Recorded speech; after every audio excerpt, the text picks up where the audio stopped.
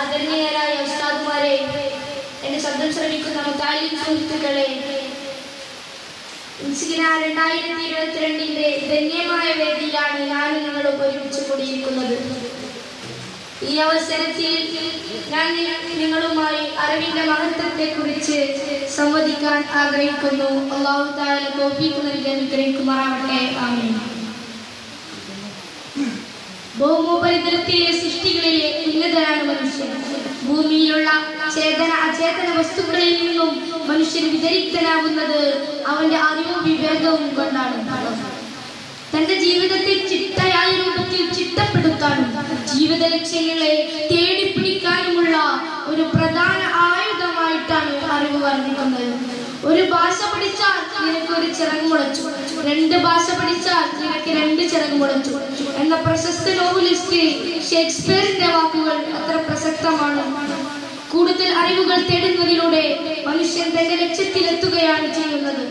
ലോകത്ത് ഉത്ഭവിച്ചിട്ടുള്ള എല്ലാ മതങ്ങളും അറിവിന് പ്രത്യേക പ്രാധാന്യം കൽപ്പിച്ചതായി നമുക്ക് ദർശിക്കാൻ സാധിക്കും. അറിവിന് അതിൻ്റെതായ മഹത്വം നൽകുന്ന മതമാണ് ഇസ്ലാം.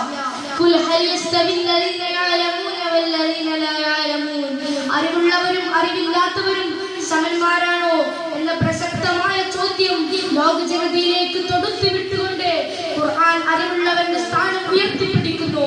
മുന്നോട്ടുള്ള ഗമനത്തിൽ അപജയം സംഭവിച്ചിട്ടുള്ള ഏതൊരു രാജ്യത്തിന്റെയും നാട്ടുകാരുടെയും അവസ്ഥ നാം പരിശോധിച്ചാൽ അറിവുള്ളവന്റെ അഭാവമായിരിക്കും അതിന് ഹേതുവായി നമുക്ക് ലഭിക്കുക.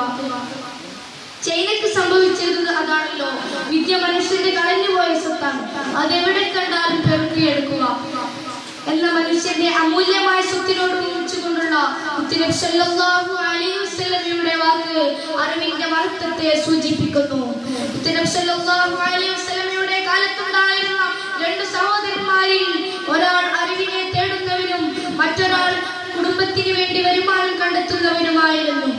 അദ്ദേഹം അറിവ് തേടുന്ന വ്യക്തിയെ കുറിച്ച് പരാതി പറഞ്ഞ സമയത്ത് അവനെ കൊണ്ടായിരിക്കും നിങ്ങൾക്ക് ജോലിയിൽ ബറക്കത്ത് ലഭിക്കുക എന്ന് പറഞ്ഞ് നബി സല്ലല്ലാഹു അലൈഹി വസല്ലം തങ്ങൾ ലോകത്തിന് അറിവിന്റെ മഹത്വത്തെ പഠിപ്പിച്ചു കൊടുത്തു.